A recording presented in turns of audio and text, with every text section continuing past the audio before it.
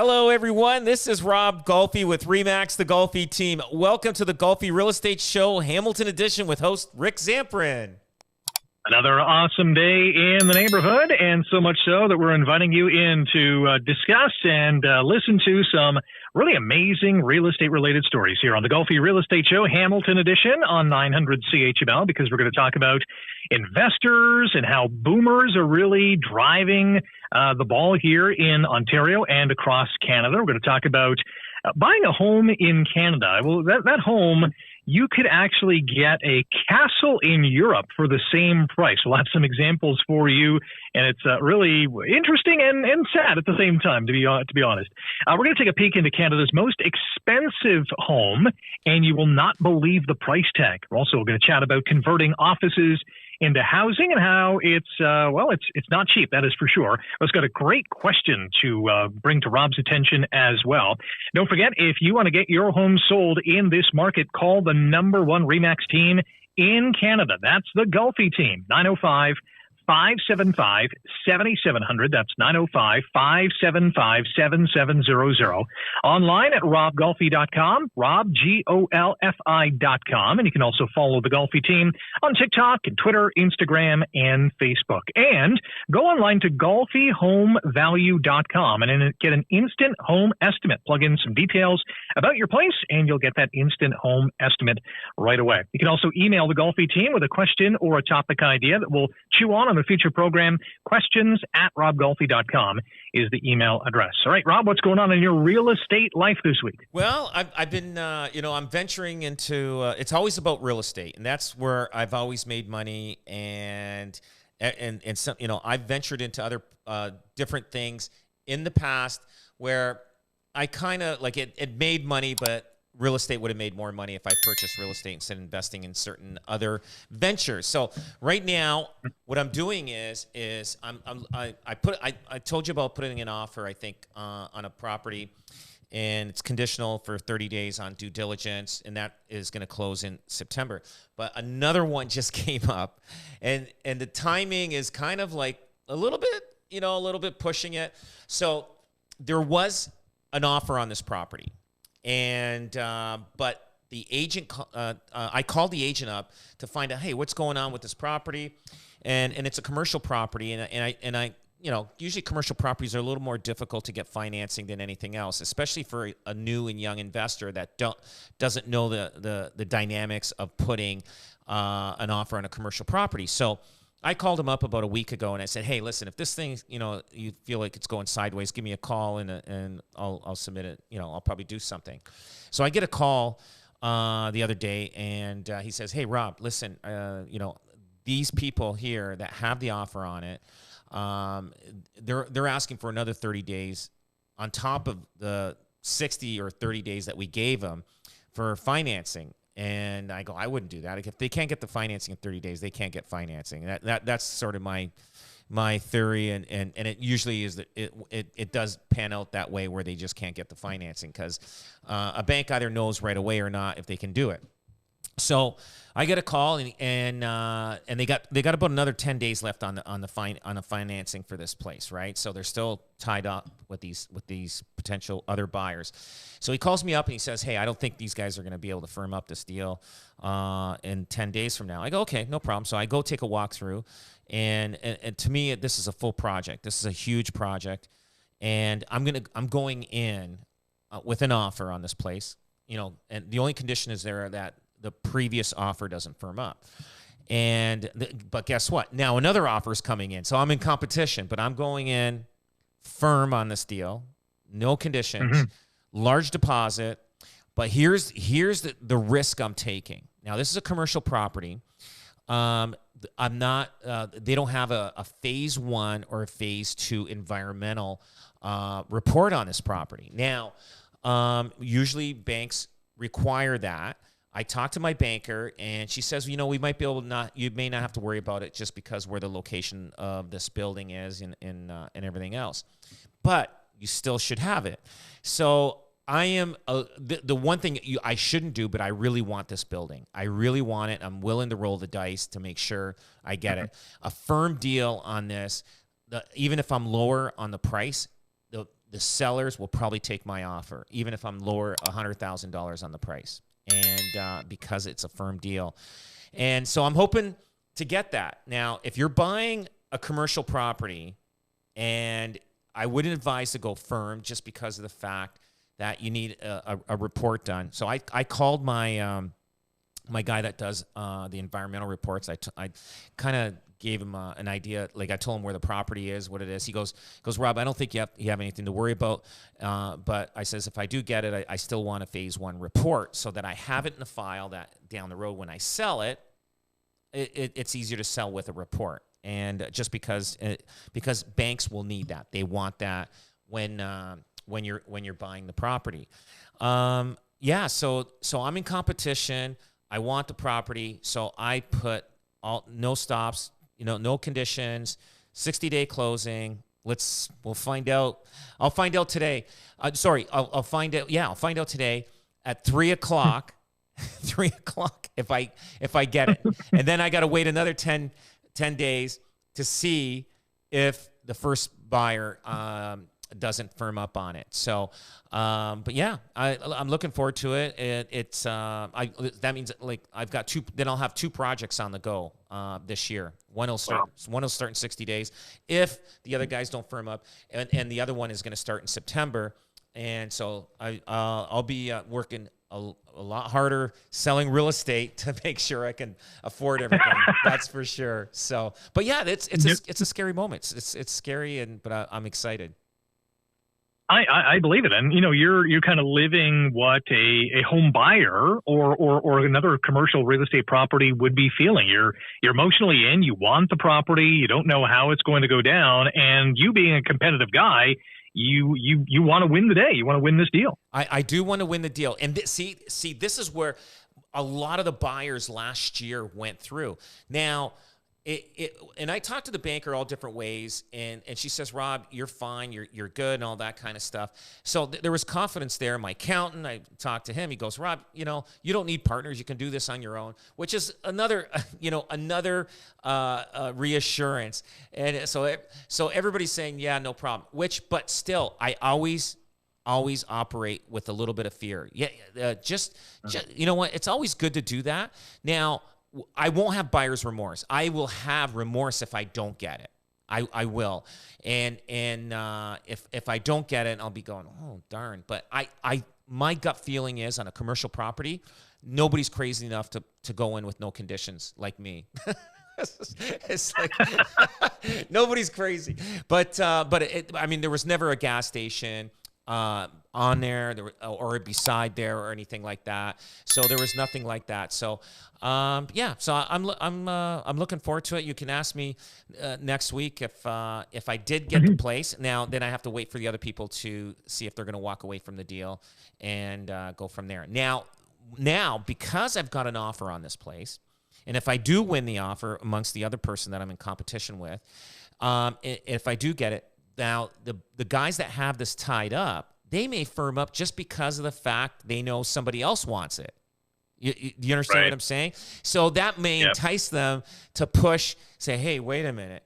I want, I think I'm going to firm up on this deal because, Golfi wants this property. He must know something I don't know. You know what I mean? Like, it's like, so that's the one aspect of it. So we'll find out. And so I've got I'd say a 50% chance of getting it accepted. And then I've got a 50% chance as if I do get it, 50% chance of the other guy not firming up. So we'll see what happens. Mm-hmm. I think our listeners really, when they hear of you speaking the word fear, not to, lose out on the property, but I think the word fear, and you can correct me if I'm wrong, is kind of born out of the fact that you've experienced the highs and lows of real estate. You know that, one little thing can go wrong or one little thing can go right and in your favor. And I think that fear word just allows you to stay on your toes because you've seen and done it all. Yeah.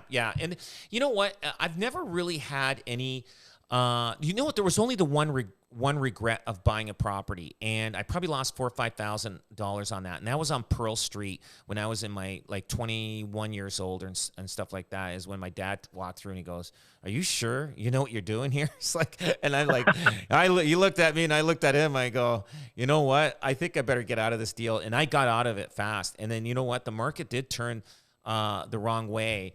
Because that was just like as the doorstep of 1990, and April of 1990 is when things started changing with the real estate market. So yeah, like I just and I was too young to take on big projects like that. I was too young. So like if you're like a 20 in your early 20s and you want to take a big renovation project, you better know what you're doing, because that can break you and it could hurt you for years, for a decade, before you can get back into the real estate market. So you got to be very, very careful on that. And that's probably a good time to bring some partners on board. If you can convince them to invest and, bring their skill set to whatever the project is, that's probably the way to go, especially nowadays with the prices where they are. Absolutely. It's like I'm buying in this market. I mean, we had a boom. It peaked out early last year, and then it dropped for 7-8 months last year, and now it's starting to climb again. So I mean, and like I said, house prices double every 10 years, and commercial properties, they even more than double every 10 years. Speaking of which, here is a great question. What happens if I find a problem with the roof that was covered with snow when I bought the house? Well, yes, that's a great question. And if let's say that you look at this house, you love it, it's the middle of winter, the roof is covered with tons of snow. You have no idea what the shingles are, how they are, the way they are. So the key thing is asking questions. Asking questions. How old are the shingles? How many layers of shingles are on there?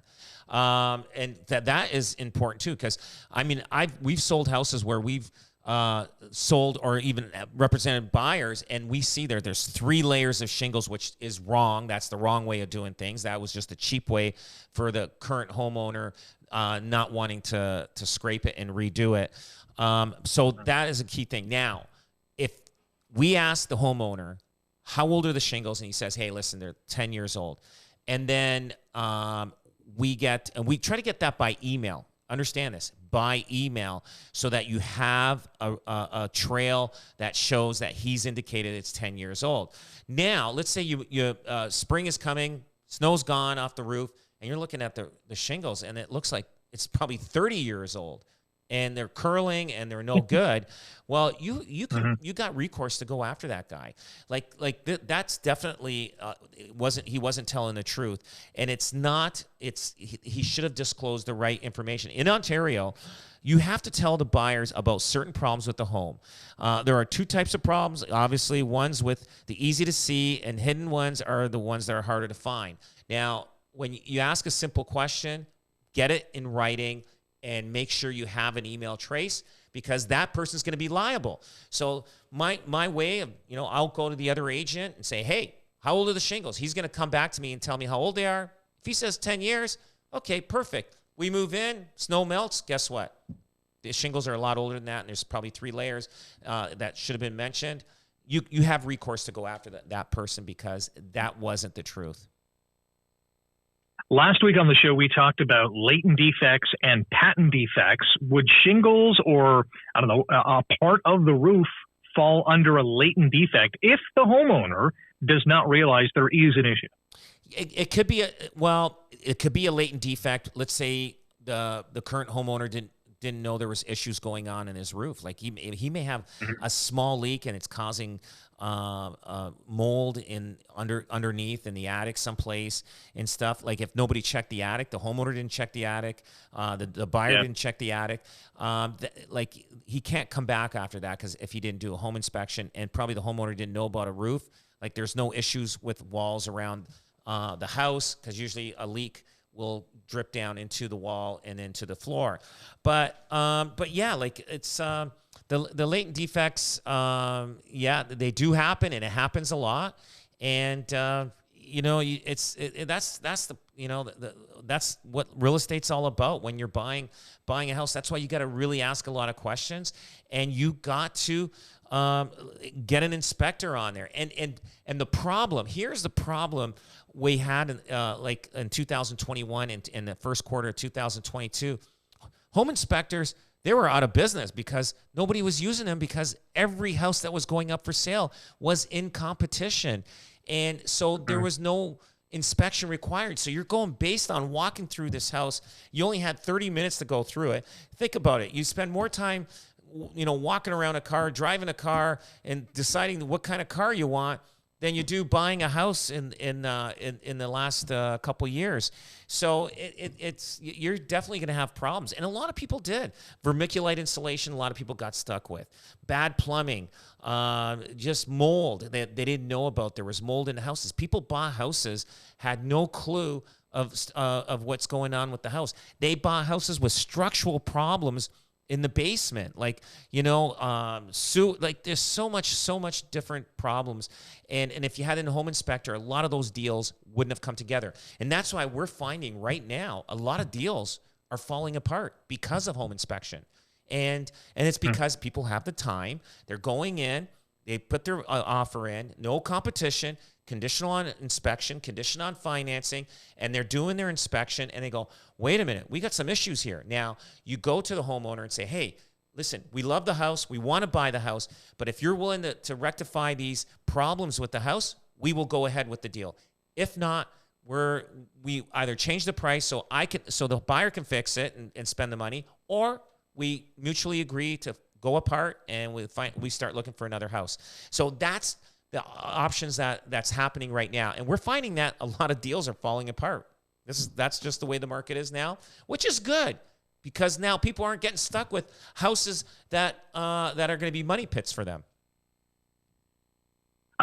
Speaking of buying and selling and investing, some really interesting figures from Statistics Canada, which honed in on, who is buying all these homes, especially homes in other provinces. So they figured out that BC, Nova Scotia, and New Brunswick are at the top of the list in this country for having the most out-of-province and non-resident investors in their real estate on a percentage basis. So they put all the numbers through their systems and found that Nova Scotia had the highest out-of-province investors at 3.8%, followed by New Brunswick at 3%, BC at 2.7%, Ontario just 0.5%.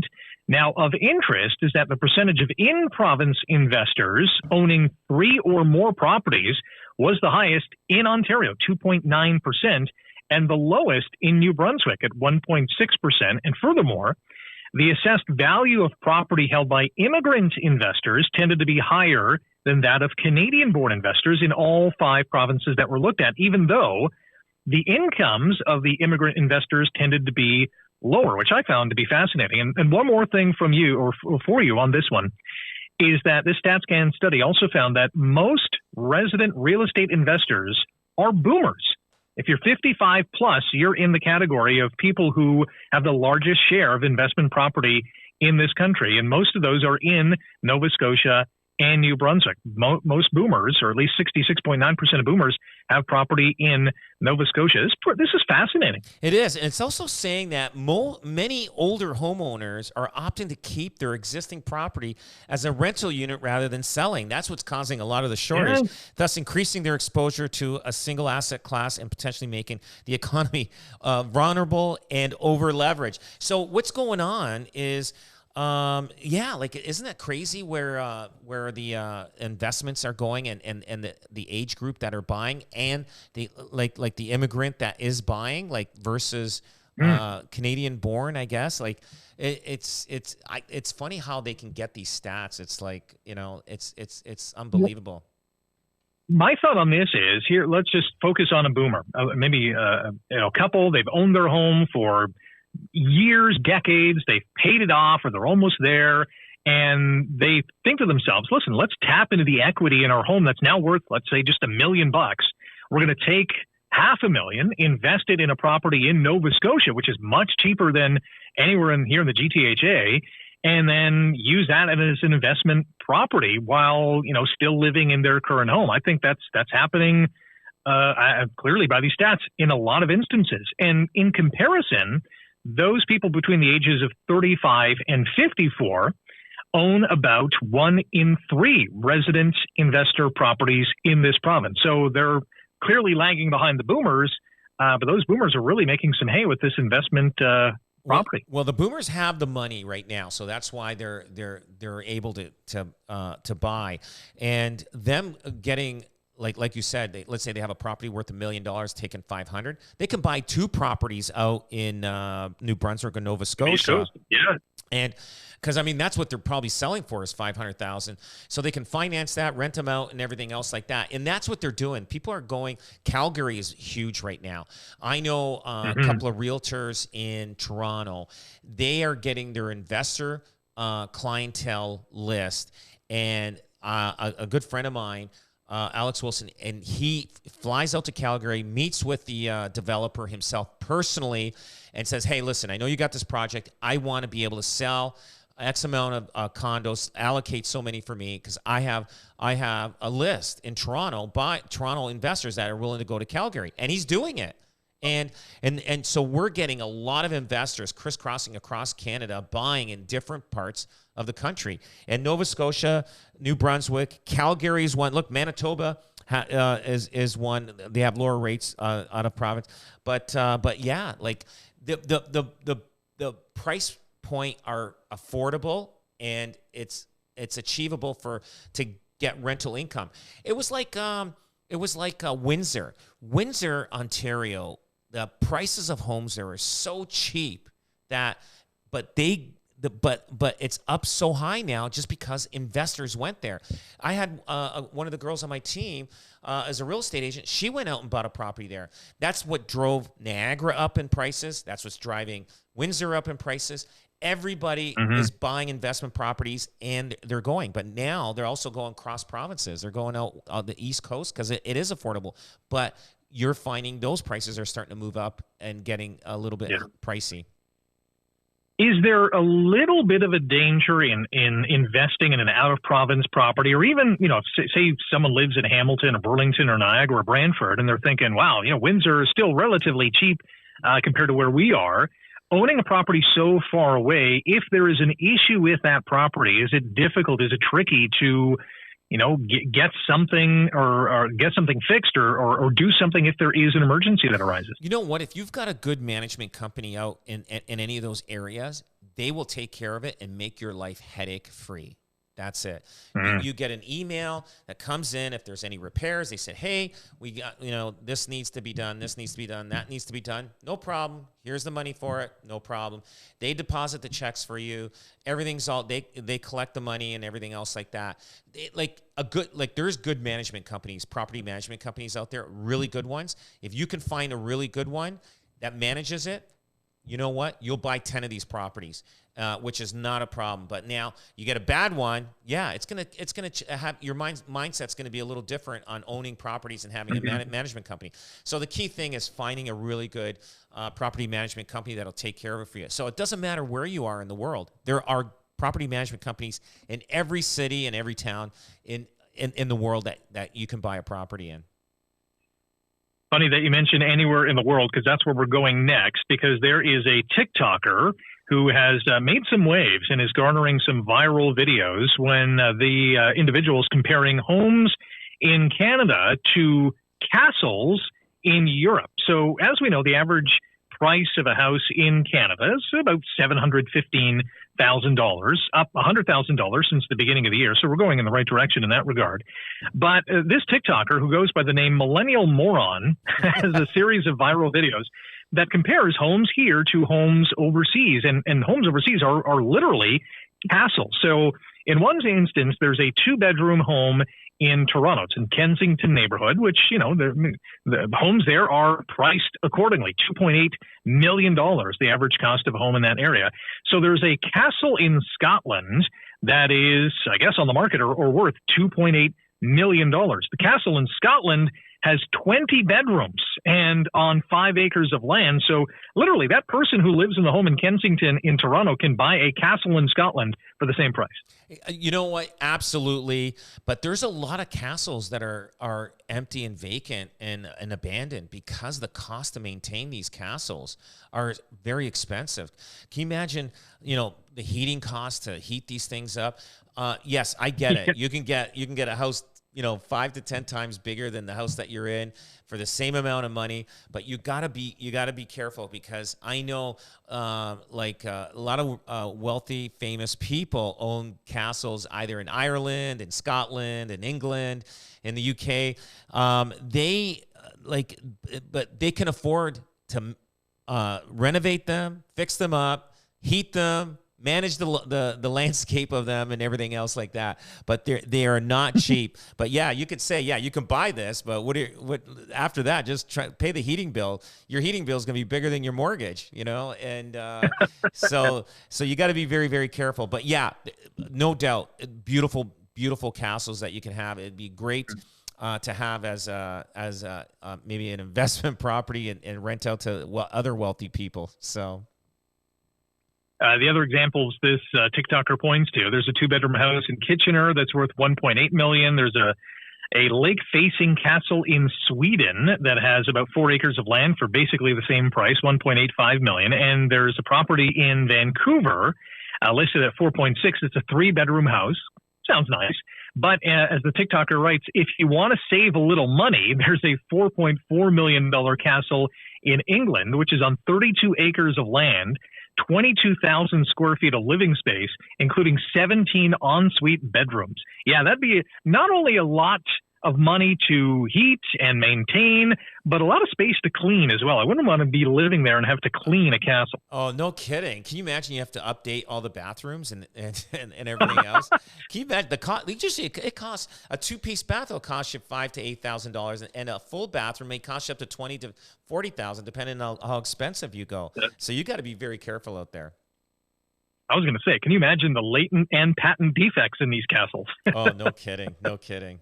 There is a crazily expensive home up for sale in Canada.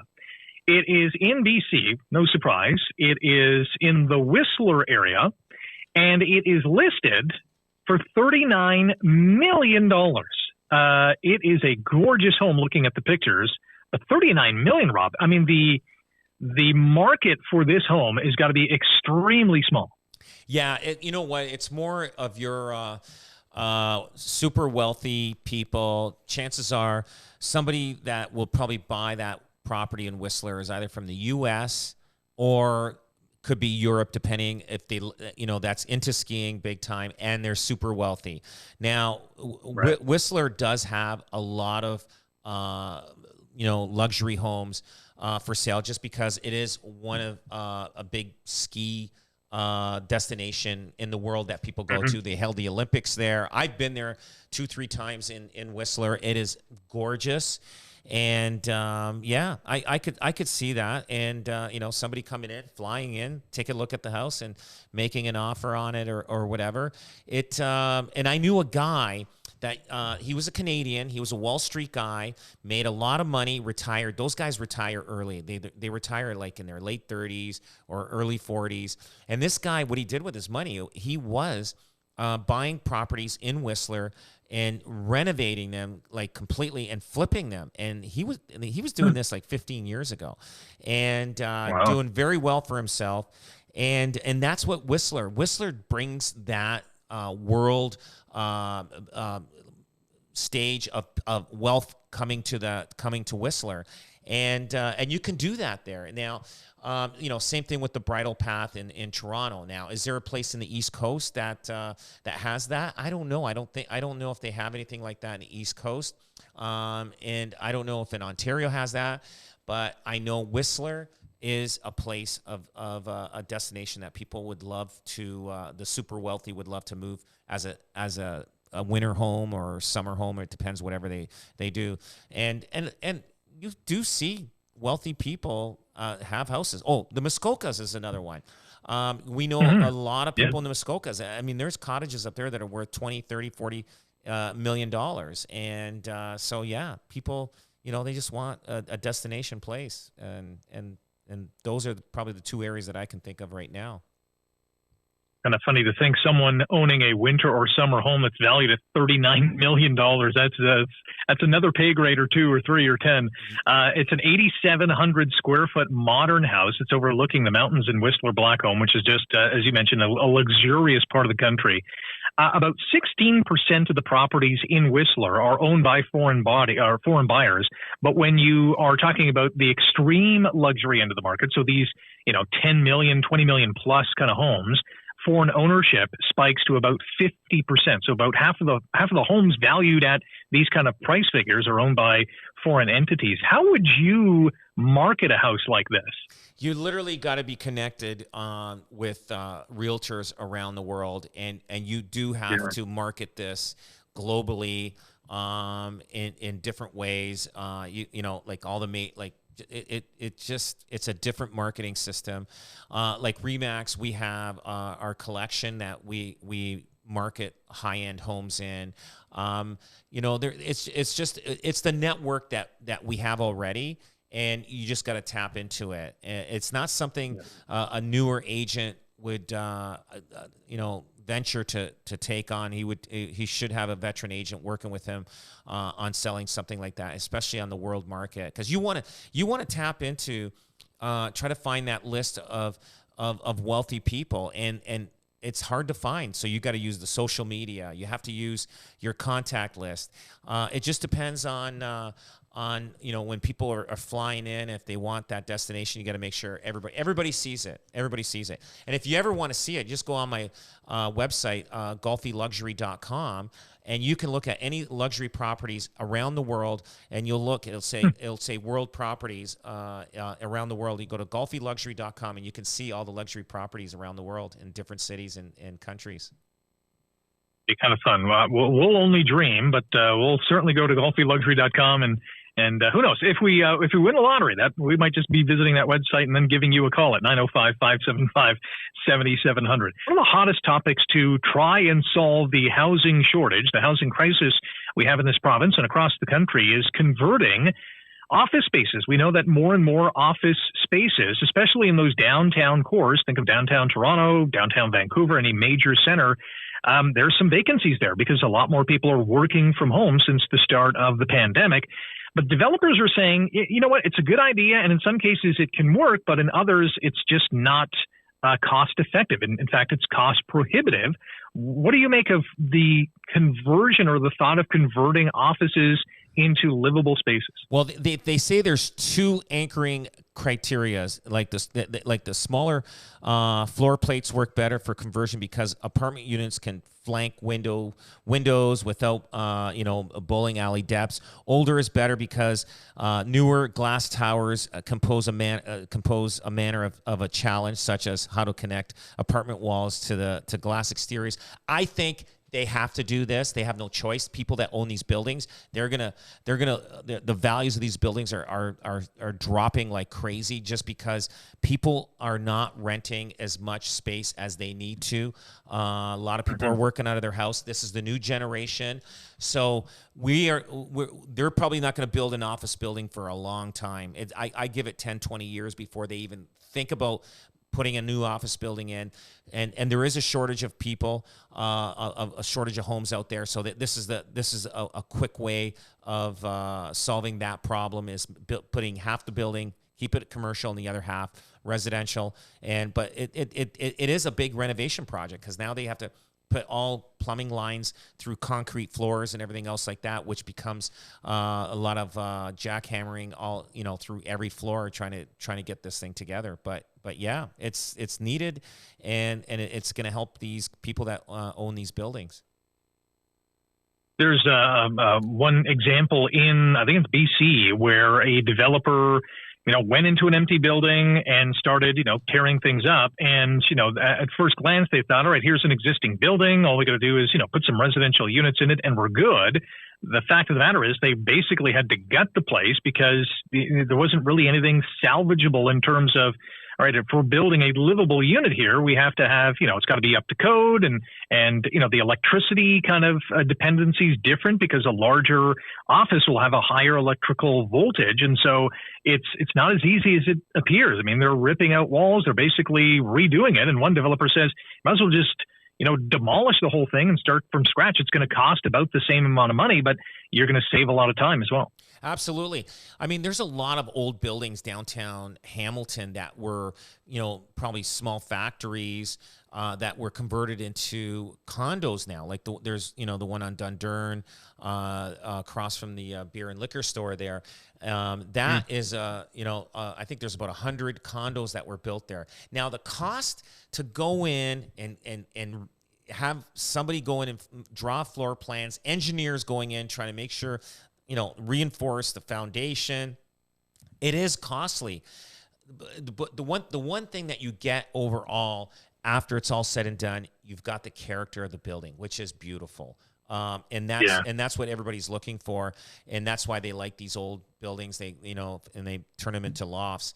But yeah, you're right. The cost to tear down and build is probably just the same or cheaper, just because you start a fresh slate and you don't have to worry about we have to work around this corner with this beam because that's structurally that's holding up the that corner of the building. Like there's so many aspects of it, but again, it's something that they need to convert these office buildings, and if they can do it, it'll make it quicker for putting more residential homes into the marketplace. And lastly, and speaking of these kind of buildings, there's skyscrapers in China, in particular one city, Nanchang, which is a population of 3.8 million people. They have basically apartment buildings that are sitting empty because the population boom has kind of come and gone, and now people are looking at other avenues and want to live in other places. It's really sad that they've built all these massive condos, massive towers, and they're vacant. Oh, I know. And these guys, what were they saying? They were building 7 million. Was it 7 million condo residences? Was that not a year? A year. A year. Like, look that's a lot. Like, I mean, we're having a hard time building like 150 in 10 years or whatever, 150,000, but or 1 million. We have to build 1 million, 1.5 million in 10 years. These guys are doing 7 million a year. I think we got to send somebody over there to recruit these guys to come to Canada. You're 100% right. Hey, you can listen to our show online through Spotify, iTunes, Google Podcast, Stitcher, and many more. Just search for the Golfi Real Estate Show in your favorite podcast platform and hit the follow button so you never miss an episode. Rob, another great show, and thank you for listening to the Golfi Real Estate Show. We're back next Saturday at 9 on 900 CHML.